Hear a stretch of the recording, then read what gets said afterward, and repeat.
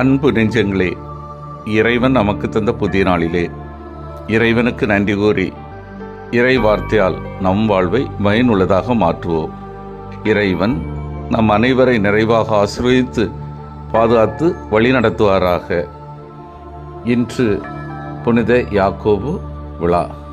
மத்தேயு நற்செய்தி நூல் பிரிவு 20, இறை சொற்றொடர்கள் 20 முதல் 28 முடிய. இதன் விளக்கம் அறிவோம். செபதேயுவின் புதல்வரின் தாய் இங்கு தம் மகன்களுக்காக பரிந்துரைத்ததாக கூறப்பட்டுள்ளது. ஆண்டவரின் சிலுவை அருகே நின்றவர்களில் செபதேயுவின் மனைவி சலோமியும் ஒருவர் என்பதை மத்தேயு மட்டும் குறிப்பிட்டு காட்டுகின்றார். ஆண்டவர் பதவி ஆசையினால் உந்தப்பட்ட தம் சீடர்களுக்கு அன்றைய யதார்த்தத்தை விளக்குகிறார். இயங்கும் அமைப்புகள் அனைத்தும் படிநிலை அதிகார முறையை ஒட்டி அமைந்திருந்தன.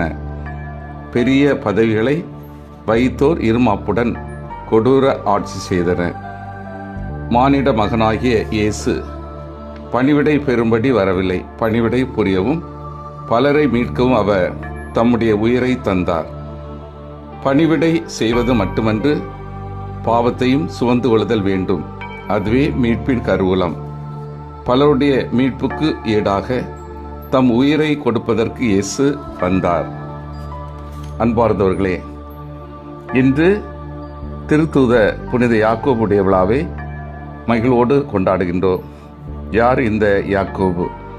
கல்லியாவில் உள்ள பெத்சாய்தா என்ற ஊர் இவருடைய சொந்த ஊர். செபதேயு மற்றும் சலோமி இவர்களின் மூத்த மகன் ஆவார். இவரது குடும்பம் மீன்பிடி தொழிலை செய்து வந்தது. யோவான் இவரது சகோதரரே.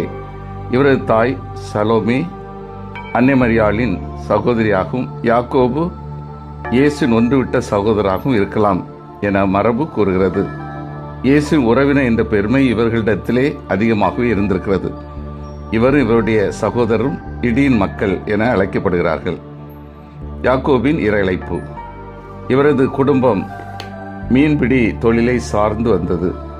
ஒரு நாள் யாக்கோபும் யோவானும் அவர்களது தந்தை செபதேயுடன் வலைகளை பழுது பார்த்து கொண்டிருந்தார்கள். இயேசு அப்பக்கமாய் செல்ல நேரிடுகையில் இவர்களை கண்டார். இருவரையும் தன் பணிக்கு தகுதியானவர்கள் என கண்ட இயேசு உடனே அவர்களுக்கு தன் அழைப்பை விடுத்தார். அவர்கள் எந்த ஒரு மறுப்புமின்றி தங்கள் படகையும் தந்தையும் விட்டுவிட்டு இயேசுவை பின்தொடர்ந்தனர். அவர்கள் எந்த மறுப்புமில்லாத பணியேற்பு நமக்கெல்லாம் சிறந்த எடுத்துக்காட்டு. இயேசுக்கு நெருக்கமான யாக்கோபு. மற்ற சீடர்களை காட்டிலும் யாக்கோபு இயேசுக்கு சற்று நெருக்கமானவராகத்தான் இருந்திருக்கிறார். இவரது சகோதர யோவான் இயேசுவின் அன்பு சீடர் என அழைக்கப்படுகிறார்.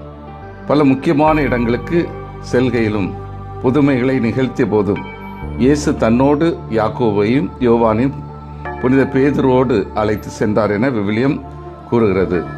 தொழுகை கூட தலைவனின் மகளை இயேசு உயிர்ப்பித்த பொழுது, இயேசு தாபோர் மலையில் உருமாறிய பொழுது, இயேசு கெத்செமனி தோட்டத்தில் இரத்த வேர்வை வியர்த்த பொழுது யாக்கோபும் இயேசுவோடு இருந்தார். இயேசுவின் வாழ்வில் நடந்த முக்கிய நிகழ்வுகளுக்கு இவர் மிக பெரிய சாட்சி. திருமுகத்தின் ஆசிரியர். புதிய ஏற்பாட்டிலே நாம் காணும் யாக்கோபு எழுதிய திருமுகம் இவருடையதே என மரபு கூறுகிறது. இந்த திருமுகம் வெறும் 5 அதிகாரங்களை கொண்டுள்ளது. இருப்பினும் வாழ்வுக்கு வழிகாட்டும் பல படிப்பினைகளை உள்ளடக்கியதாக அமைந்திருக்கிறது. அன்பார்ந்தவர்களே, உண்மையான மகத்துவம் அதிகாரத்திலும் பதவி இருக்கைகளிலும் இல்லை, தாழ்ச்சியோடு பணிபுரிவதிலும் தியாகத்திலும் தான் இருக்கிறது என்று இயேசு நமக்கு பாடம் கற்பிக்கின்றார். திருத்தூத யாக்கோபு இறுதி வரை கிறிஸ்துவுக்காக சாட்சியாக வாழ்ந்து தனது உயிரை அர்ப்பணித்தார். அவருடைய வாழ்க்கை கிறிஸ்துவின் துன்ப கிண்ணத்தில் குடித்து நம்பிக்கைக்காக வாழ்வை இழந்து நிலை வாழ்வை பெற்றுக்கொண்டதற்கான சாட்சி. புனித 2ஆம் ஜான் பால் பணிவாழ்வுதான் அன்பின் மிக உயர்ந்த வெளிப்பாடு. உண்மையான கிறிஸ்து வாழ்வு என்பது பிறருக்காக வாழ்வது என்று கூறுகின்றார். இவ்வுலகில் பெருமையை நாடாமல் தாழ்ச்சியுடன் பிறருக்காக வாழும் ஒவ்வொருவரும் உண்மையில் கிறிஸ்துவோடு அரியணையில் அமர்கிறார். இன்று ஒரு தியாக செயலுக்காக முடிவெடுப்போம். பலன் எதிர்பாராமல் யாருக்காவது உதவி செய்ய, அது சிறிய செயலானாலும் இயேசுவின் பணி உணர்வை நமது வாழ்வில் கொண்டு வரட்டும். சிந்தித்து தியானித்து செயல்படுவோம். இயேசுவின் அழைப்பை உணர்ந்து வாழ்கின்றேனா? அதிகாரத்தின் அர்த்தம் பணி செய்து வாழ்தல் என்பதை உணர்ந்து செயல்படுகின்றேனா? பலன் எதிர்பாராமல் பிறருக்கு உதவி செய்ய நான் முன் வருகின்றேனா?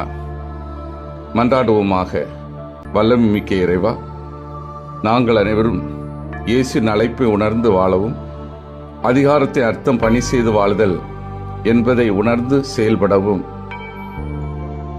பிறருக்காக தியாகச் செயல் பலன் எதிர்பாராமல் செய்யவும் வரம் தாரும். ஆமீன்.